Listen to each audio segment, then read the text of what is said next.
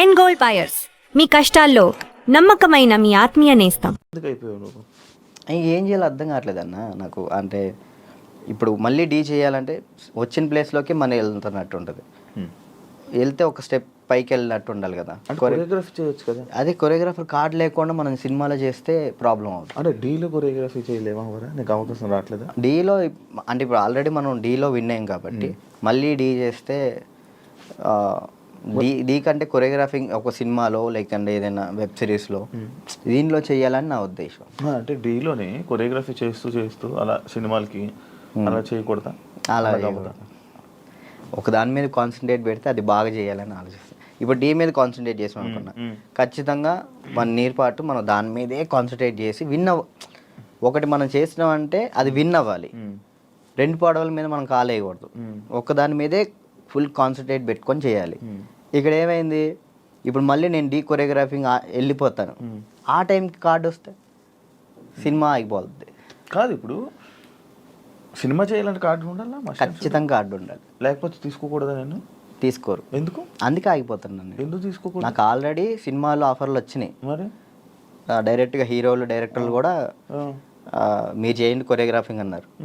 ఇప్పుడు మనం cinema song చేస్తే సినిమా ఆపేస్తారు యూనియన్స్. అంటే వాళ్ళు పెట్టుకున్న దాన్ని మనం జవదాటకూడదని నేను.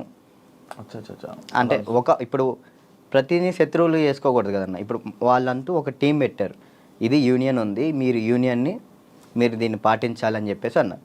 నేను అదే పరంగా నేను కూడా ఉన్నాను.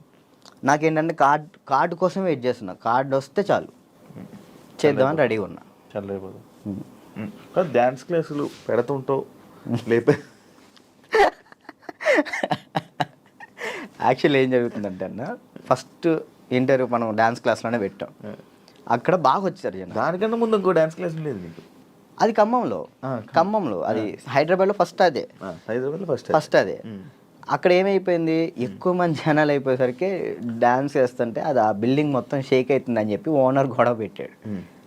పక్కన మళ్ళీ చదువుకునే వాళ్ళకి ఇచ్చారు, అంటే సంథింగ్ స్టడీకి ఇచ్చారు. స్టడీయా డ్యాన్సా అంటే నేను కూడా స్టడీయా అంట, చదువుకున్న వాళ్ళని ఇబ్బంది పెట్టకూడదని. ఇది నా కెరియర్, దీన్ని వదులుకోలేను అలా అని. నాకు ఏం చేయాలో అర్థం కాలే. ఇక సర్లే ఇక్కడ కాకపోతే మనం ఎక్కడైనా పెట్టుకోవచ్చు, చదువుకున్న వాళ్ళని ఎందుకు ఇబ్బంది పెట్టాలని చెప్పి నేను అక్కడ నుంచి తీసేసాను. తర్వాత గ్రాండ్ ఓపెన్ చేసి శేఖర్ మాస్టర్ని పిలిపించి అదే ఓపెన్ చేశాను. మొత్తం 100 మంది డాన్సర్లు వచ్చారు, వాళ్ళ కోసం సపరేట్ హాస్టల్ పెట్టాను.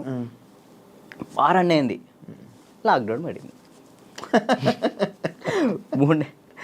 అదే సెకండ్ లాక్డౌన్ 3 నెలలు పడింది. ఎంత సంపాదించాను మళ్ళీ అంతా వాళ్ళకే పెట్టిన. అంటే వాళ్ళు ఇప్పుడు నా కోసం వచ్చిన వాళ్ళని నేను పంపించకూడదు, వదిలేయకూడదు. అట్లా ఆ లాక్డౌన్లో ఎక్కడికైనా వెళ్తారో కూడా తెలియదు.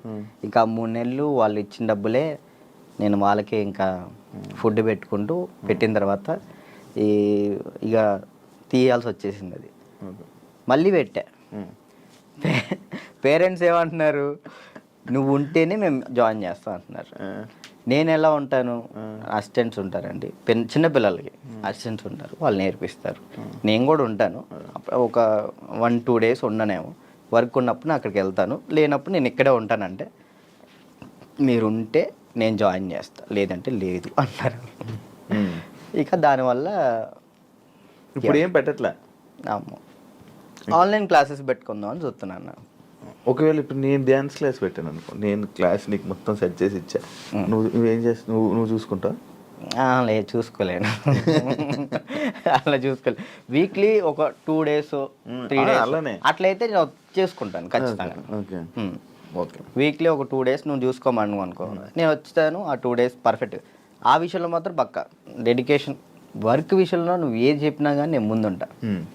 ఓకే. యూట్యూబ్ ఏమైంది, సాంగ్స్ చేసేవాడివి, అది కంట్రోల్ చేసావు మళ్ళీ అది కూడా అలాగే. నాకు తెలియదు అన్న అసలు యాక్చువల్లీ యూట్యూబ్ గురించి అసలు ఏంటి ప్రాసెస్ కూడా నాకు తెలియదు. స్టార్టింగ్ యాక్చువల్లీ ఆ సాంగ్ నేను ఎందుకు చేశాను అంటే అన్న, నేను చేయగలుగుతానా లేదా, ఓకే, కొరియోగ్రాఫింగ్ కానీ వీడియోగ్రఫీ కానీ కెమెరా టేకింగ్ నాకు తెలుసా తెలియదా, ఏదైనా కానీ మనం తెలుసుకుంటేనే అది చేయగలుగుతాం లేదు తెలిసింది. పక్కన డబ్బులు లాస్ చేయడం కంటే ఆ టైంలో నేను సంపాదిస్తున్నా కాబట్టి నా డబ్బులతో నేనే చేసిన.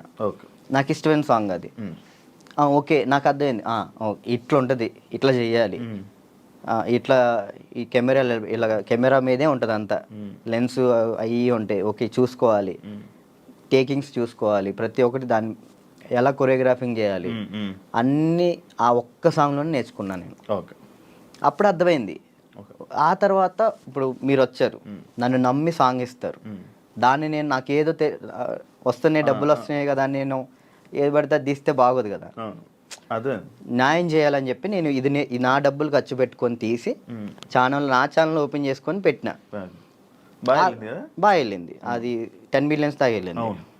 దాని తర్వాత ఇప్పుడు బయట చేసిన వెబ్ సిరీస్ సాంగ్స్ కానీ లేదా యూట్యూబ్ సాంగ్స్ కానీ అప్పుడు నాకు అర్థమైంది కాబట్టి ఇంకా చేసుకుంటూ వచ్చిన. మళ్ళీ దాని తర్వాత నీకు ఛానల్ నుంచి సాంగ్స్ వచ్చాయా ఈ కొరియోగ్రఫీ చేయని?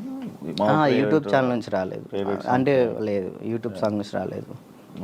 ఈ నా ఛానల్లో ప్రయత్నం చేసుకున్నా, దాని తర్వాత 2-3 వచ్చినాయి, అవి బాగా చేసాం, అవి కూడా బాగానే. నేను కూడా సాంగ్స్ చేశాక నాకు అర్థమైంది అనమాట, ఓకే బ్యాక్లో ఇలా ఉండాలి మొత్తం కనబడే. అమ్మో ఎట్లా ఉందన్న నరకకూడదు కదా. నరకం కాదు అసలు, అది ఈ 2 ఎగిరిపోయేవి, నల్ల అయిపోయేవాడిని ఒక్కొక్కసారి.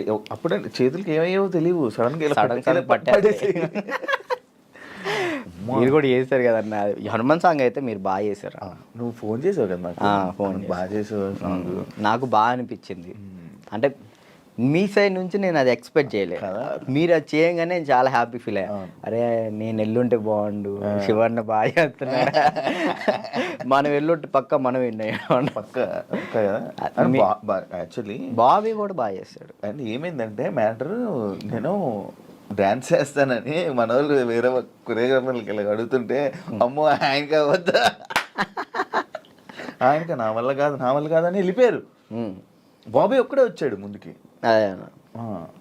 అడుగుతుంటే బాబీ ఒక్కడే వచ్చాడు, ఇంకా మిగతా వాళ్ళు ఎవరు చేయను అన్నారు. నాకు వేరే వాళ్ళు ఇచ్చినా నేను తీసుకునేవాను కాదు, మిమ్మల్నే తీసుకుంటాను. ఎందుకంటే అన్న డాన్స్ అంటే మెయిన్గా మీరు హెవీగా డాన్స్ చేయటం కాదు, కొరియోగ్రాఫింగ్ అంటే మనం దాంట్లో చాలా చేయొచ్చు. మనం డాన్స్ ఒకటే లైఫా, ఇంకేమైనా ఉందా నీకు తెలియని కళా పోషకాలు ఏమైనా ఉన్నాయా?